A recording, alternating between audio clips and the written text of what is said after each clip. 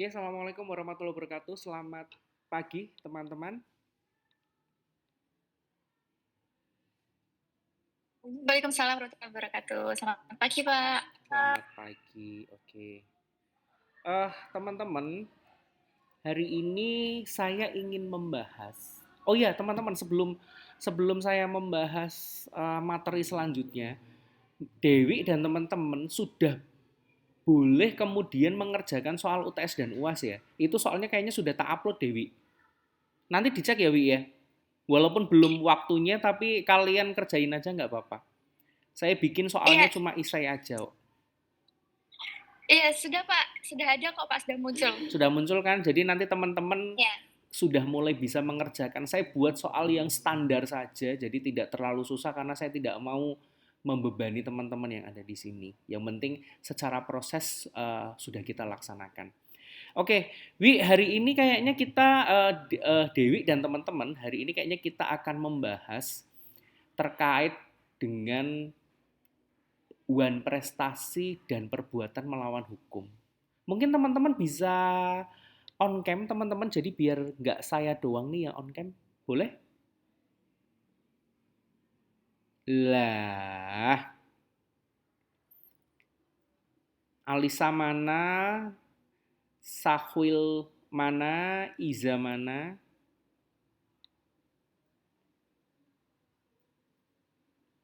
Iza mana ini Iza? bentar Pak, lagi mau pindah tempat ini, HP-nya baru dicas. Wah, duh, duh, duh, duh, duh, duh, duh, duh, duh, duh. Wih, wih, wih, wih, wih. Sambil nunggu Iza deh, nggak apa-apa.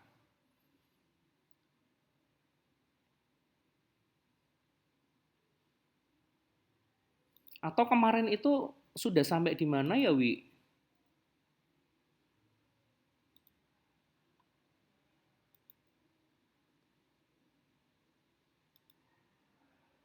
Bentar ya Pak, ini baru ketemu Itu. orang. Kemarin itu sampai ini Pak, yang apa sih, dapat dibatalkan oleh hukum Oh iya, dan kali batal demi hukum, gitu Pak. kalian kan tak itu ya, tak minta untuk menganalisis ya. Kemudian minggu ini harusnya kalian up untuk yang batal dan dapat dibatalkan, betul? Betul ya, Wi? Iya betul Pak. Oke, sekarang kita itu aja deh dulu sepatu namanya karena kemarin sudah ada tugas. Jadi teman-teman silahkan untuk speak up ya. Teman-teman analisisnya teman-teman tuh gimana nih? Saya pengen tahu terkait dengan yang dibatalkan dan batal demi hukum. Silakan dimulai dari siapa dulu? Dewi dulu mungkin.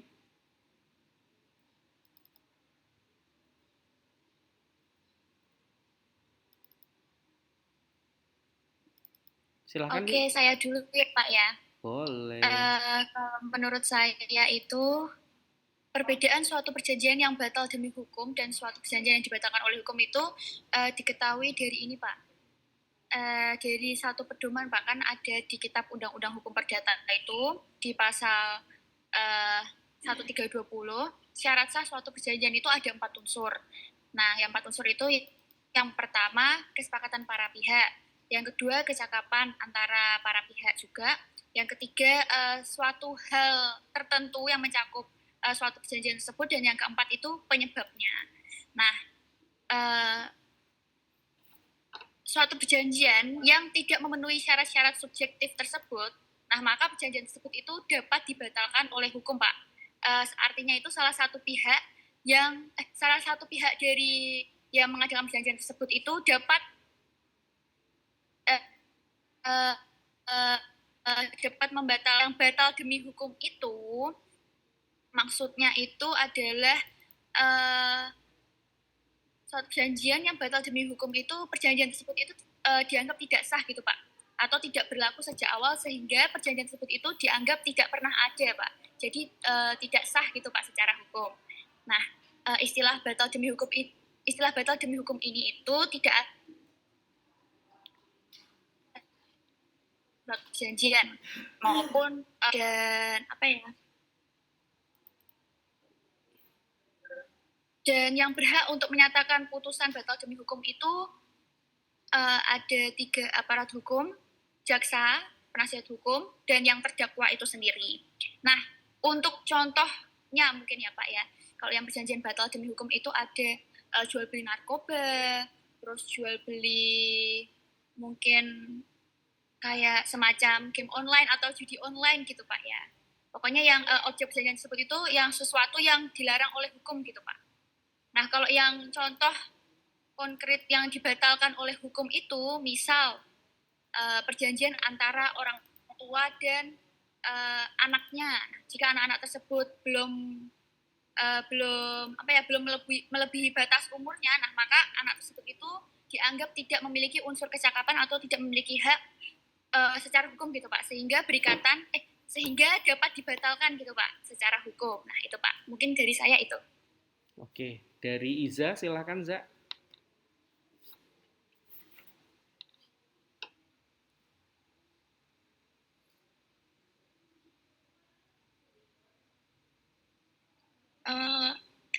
Bisa menjawab kalau perjanjian yang batal demi hukum itu apa namanya, perjanjian yang tidak memenuhi syarat sahnya perjanjian, nah sehingga perjanjian tersebut itu dianggap tidak pernah ada. Contohnya itu kayak perjanjian jual beli tanah yang tidak dibuat terhadap notaris. Nah, sehingga itu ilustrasinya itu kayak kita tanpa membuat akta jual beli yang sah. Nah, dalam hal ini tuh perjanjian jual beli tersebut tuh tidak memiliki kekuatan hukum sejak awal. Kalau perjanjian yang dibatalkan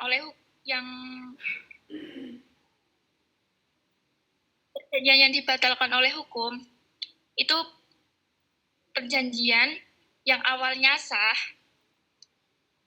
tetapi karena adanya cacat atau kekurangan, nah itu salah satu pihak bisa membatalkannya melalui pengadilan. Contohnya itu perjanjian sewa-menyewa yang dibuat itu berdasarkan paksaan atau penipuan. Nah, salah satu pihak dapat meminta pembatalan perjanjian tersebut. Ilustrasinya tuh kayak kita menandatangani perjanjian kerjasama dengan seseorang yang seseorang itu menipu kita dan akan membuat kita setuju gitu.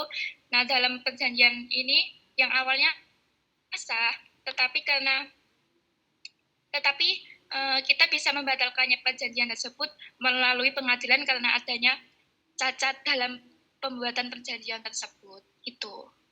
Oke. Menurut Sahwil, panggilannya siapa sih? Ula atau Juan atau apa? Siapa nih? Ya, Juan, Pak. Juan, oke. Menurut Mas Juan gimana nih?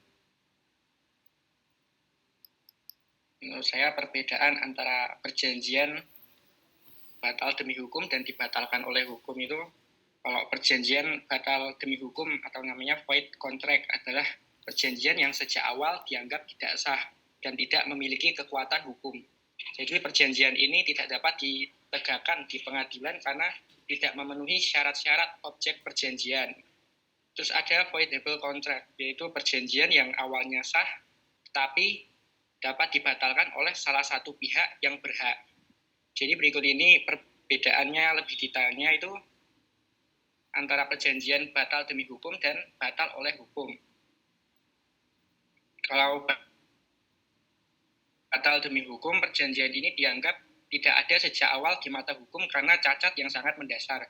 Contohnya ketika anak 10 tahun ingin beli tanah, maka perjanjian itu otomatis batal karena anak tersebut tidak punya kapasitas hukum.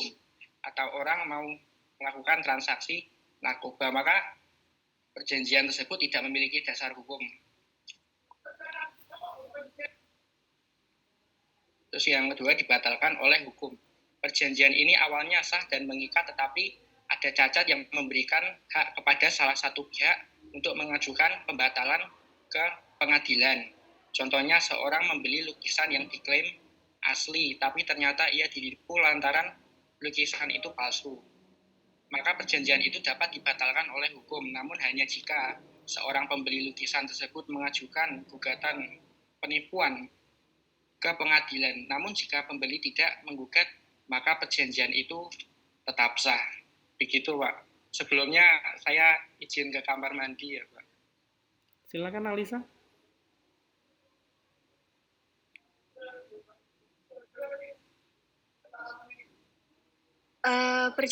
Menurut saya Pak, perjanjian dapat dibatalkan itu apabila surat perjanjian tidak memenuhi syarat subjektif, yaitu ketika pihak yang membuat perjanjian dengan seseorang tidak melakukan kewajiban seperti semestinya, maka seseorang berhak untuk membatalkan perjanjian tersebut. Seperti misalnya nih Pak, saya mempunyai sawah dengan luas 2 hektar. Teman saya ingin memakai sawah tersebut dengan luas 1 hektar untuk ditanami sayuran, dengan perjanjian bagi hasil 40% untuk saya dan sisanya untuk dia dalam jangka waktu 6 bulan. Namun berjalan 2 bulan dia tuh tidak bisa memenuhi perjanjian di awal, yaitu bagi hasil, dan saya bisa membatalkan perjanjian tersebut. Nah, untuk perjanjian yang batal demi hukum itu jika surat perjanjian melanggar syarat di perjanjian bertentangan dengan hukum atau peraturan perundang-undangan. Contohnya, jual beli orang, karena jual beli orang itu objek yang tidak sah menurut hukum dan melanggar prinsip dasar hak asasi manusia. Perjanjian yang batal demi hukum itu juga tidak dapat memiliki kekuatan hukum yang sama sekali sejak awal, yang artinya itu tidak pernah ada perjanjian tersebut. Begitu Pak, kurang lebih dari saya. Oke. Yang saya mau tanya sama teman-teman yang ada di sini adalah di pasal 1320 KUH Perdata, mana yang termasuk mana yang termasuk objektif, mana yang termasuk subjektif?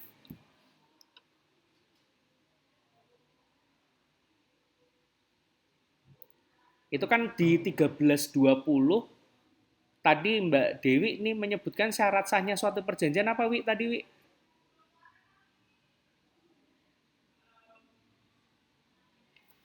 Ini Pak, kesepakatan para pihak, kecakapan para pihak, terus suatu hal tertentu dan penyebabnya.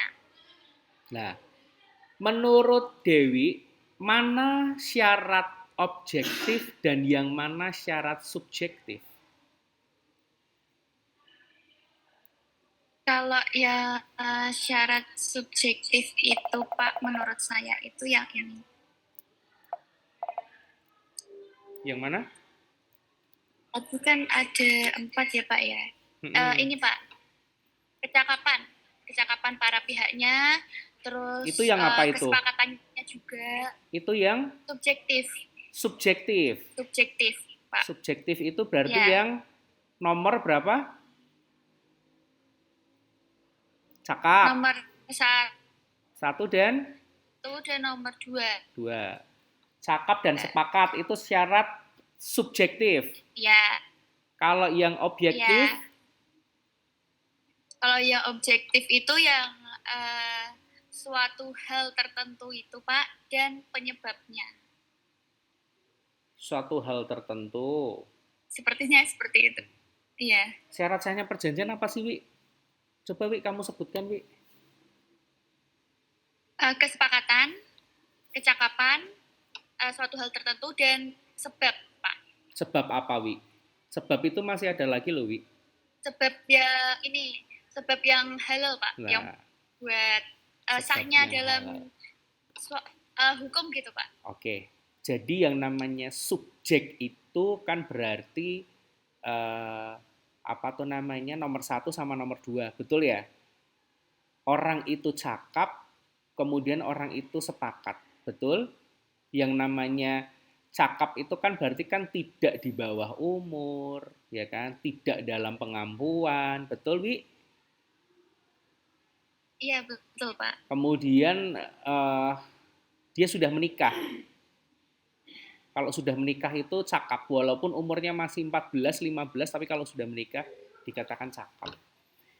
Saya mau tanya nih Wi sama Dewi dan teman-teman, kira-kira Wi, Dewi bisa nggak menggambarkan kasus lagi nih Wi? Suara saya terdengar nggak ya? Terdengar Wi? Macet-macet, Oh Pak. macet-macet. Putus-putus di sini. Oh oke oke oke Iya, oke. Oke. Ini kalau ini kedengaran ya Wi ya? iya, sudah aman, Pak. Wi, saya tuh mau tanya, Wi, kira-kira kalau Dewi atau teman-teman bisa menggambarkan kasus yang subjektif dulu saja. Tadi kan sudah nih, saya minta minta lagi nih. Kira-kira Dewi dan teman-teman membuat ilustrasi kasus kasus itu berarti kasus yang dibatalkan. Tadi menurut Dewi berarti kalau yang subjektif itu yang dibatalkan atau yang yang dibatalkan atau yang batal demi hukum?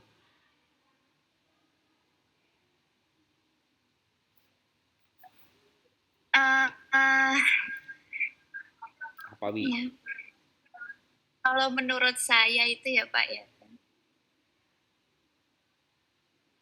Apa Wi? Internetnya lagi nggak bagus kok Mbak Nila. Ya, Iya, di teman-teman juga ini sih, Pak. Macet-macet, Pak. macet ya. Kalau syarat subjektif itu yang kemudian dapat dibatalkan atau batal demi hukum.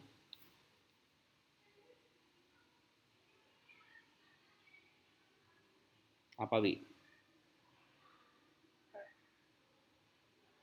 Yang ini sih, Pak. Menurut saya, kalau yang tidak memenuhi syarat subjektif kan dapat dibatalkan ya, Pak ya, Oke, oleh hukum. dapat dibatalkan. Terus? Jadi menurut saya yang sesuai subjektif itu yang batal demi hukum, Pak. Yang subjektif yang batal demi hukum. Dibatalkan oleh hukum. Dapat dibatalkan oleh hukum. Oke, berarti dapat dibatalkan gitu aja ya. Jadi enaknya tuh dapat dibatalkan dan Ya, batal demi hukum. Berarti yang dibatalkan ya. Betul? Betul ya, Wi? Oke, jadi kan pada intinya kalau yang dapat dibatalkan itu kan artinya kemudian gimana ya? Saya menggambarkan. Jadi kalau ada salah satu pihak nih, Wi, salah satu pihak itu dapat meminta pembatalan. Nah, meminta pembatalan tersebut nih, pembatalan terkait dengan kontrak itu tadi atau perjanjian itu tadi lah. Perjanjiannya itu sebenarnya masih mengikat, Wi, masih mengikat kedua belah pihak. Selama lah, ini notnya ini. Selama kemudian tidak dibatalkan oleh hakim. Jadi kalau dibatalkan hanya apa tuh namanya hanya salah satu pihak saja tuh sebenarnya keduanya masih terikat dalam perjanjian tersebut. Kecuali kalau memang sudah dibatalkan oleh hakim. Sampai di sini teman-teman hampa ya teman-teman ya. Lah, jadi selama tidak dibatalkan oleh hakim tapi atas permintaan. Nah, atas permintaan pihak yang kemudian berhak meminta pembatalan. Ya, yang tadi kemudian si apa tuh namanya pihak yang tadi kemudian tidak cakap atau pihak yang memberikan kesepakatannya itu tidak dengan bebas. Nah, ini dia. Yang namanya dapat dibatalkan itu, kenapa kemudian saya tadi bilang ke Dewi dan teman-teman, nomor berapa dan nomor berapa. Jadi biar teman-teman tuh ingat. Karena ini saya yakin Wi dan teman-teman yang ada di sini, yang namanya suatu perjanjian itu nanti akan melekat seumur hidup kita nih. Yang namanya kita jual beli, kita sewa menyewa, ya, atau kita mengikatkan diri satu sama lain, itu kan namanya perjanjian dan perikatan. Jadi Dewi dan teman-teman itu harus mengingat bahwa 1320 yang pertama itu adalah sepakat. Orang-orangnya tuh sepakat atau tidak. Jangan sampai ada salah satu kemudian yang sepakatnya itu tidak bebas. Artinya sepakat yang tidak bebas itu kesepakatannya itu dalam tekanan. Lah, kalau yang satunya nih yang eh, tidak cakap. Lah, tidak cakap itu kan yang ini nih, yang kemudian anak itu ternyata di bawah umur. Itu kan berarti kan tidak cakap. Masa iya nanti Dewi mengadakan suatu perjanjian kemudian sama anak SD kelas 1? Kan nggak mungkin. Orang yang diletakkan di bawah pengampuan. Nah, orang yang diletakkan di bawah pengampuan nanti teman-teman bisa di 1330, nanti teman-teman baca ya. Terus kemudian perempuan yang telah menikah, ternyata perempuan yang telah menikah itu juga sudah dianggap dewasa.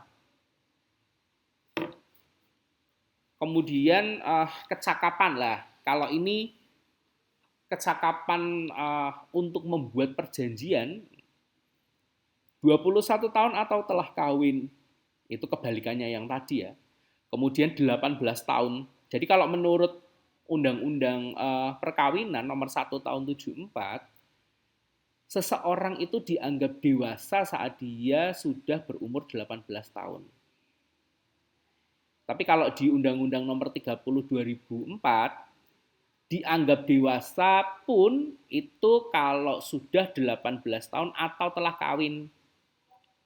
Definisi dari telah kawin ini saat kemudian umurnya 13 tahun, 12 tahun kawin, itu sudah dianggap dewasa.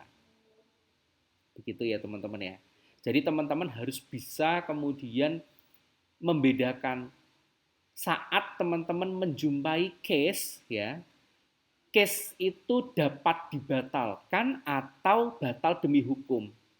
Jadi teman-teman harus tahu dulu nih plottingnya.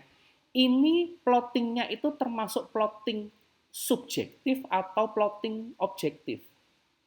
Kalau plottingnya itu subjek, berarti dia ke orangnya nih. Subjek itu kan orang ya. Beda kalau objek. Objek itu kan berarti kan benda. Kalau kita berbicara masalah subjektif, maka kita berbicara orang. Lah, orangnya ini tanda tanya nih. Orang ini yang pertama sepakat atau tidak? Kalau ternyata perjanjian itu salah satu pihak atau beberapa pihak kemudian yang terlibat di dalamnya itu tidak bebas atau dalam tekanan, maka dapat dibatalkan secara hukum. Satu, ya tadi. Kemudian yang kedua, saat kemudian seseorang dianggap tidak cakap nih, tidak cakap yaitu tadi ternyata masih dalam pengampuan, ternyata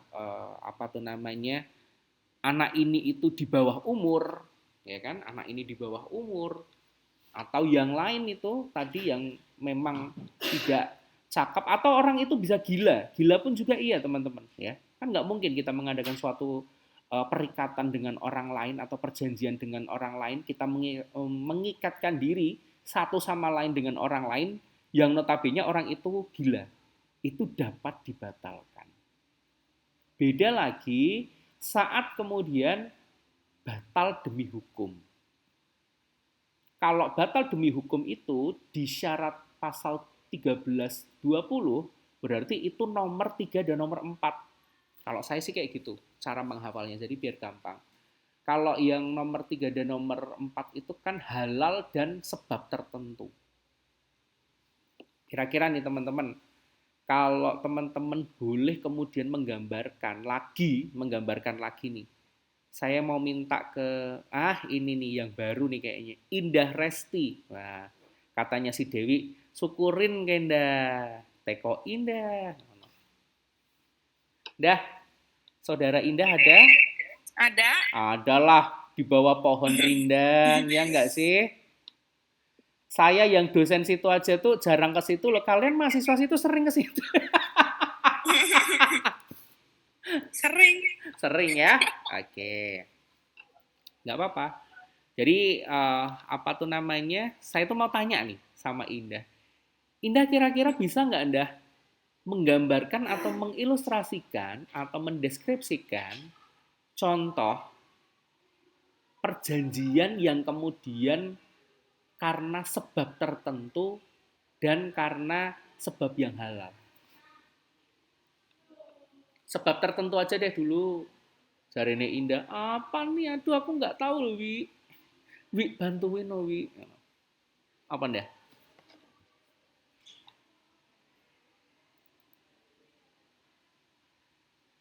Apa? Dah?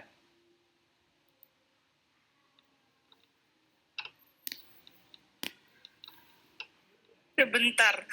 Sebentar, Pak, karena saya sedang googling, Pak.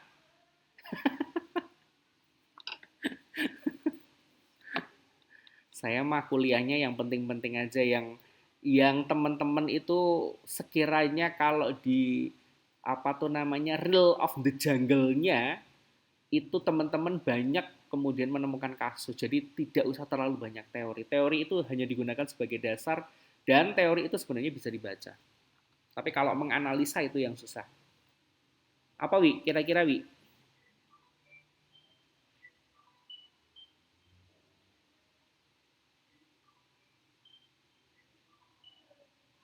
Ewi, indah kok Dewi. Dipikir ya apa ndah? Ikutan dah. Kopi. Kopi apa es jumbo ndah? Jumpa. Es jumbo, oke. Teman-teman, ini kan sudah berlalu hampir mau setengah jam nih. Saya minta aja sama teman-teman yang ada di sini, khusus untuk Indah, lah. Khusus untuk Indah nanti ada 4 contoh ilustrasi dari yang cakap, dari yang kemudian apa tadi? Cakap, sepakat, sebab tertentu, kemudian sebab yang halal. Masing-masing satu ndah minggu depan ya. Untuk yang lain hanya nomor 3 dan 4 aja. Jadi yang lain Dewi, Juan sama Alisa nanti pakai yang nomor 3 dan 4 yang sebab yang halal dan sebab tertentu. Kalian berikan contoh rigidnya. Saya ingin contoh detailnya itu seperti apa. Sampai di sini bisa dimengerti teman-teman? Bisa, Pak. Oke, teman-teman. Thank you ya, teman-teman ya. Singkat, padat, dan jelas saja, tidak usah terlalu banyak materi. Karena materi itu bikin kita pusing, ya nggak sih? Nah. Oke, teman-teman. Dewi, terima kasih. Indah, terima kasih. Juan, terima kasih. Alisa juga terima kasih sudah membersamai. Kita nanti di pertemuan yang akan datang kita bahas yang itu tadi ya. Sama teman-teman jangan lupa Indah, si Dewi nanti share ke teman-teman bahwa UTS dan UAS-nya sudah bisa dikerjakan. Ya? Iya, Oke. Pak.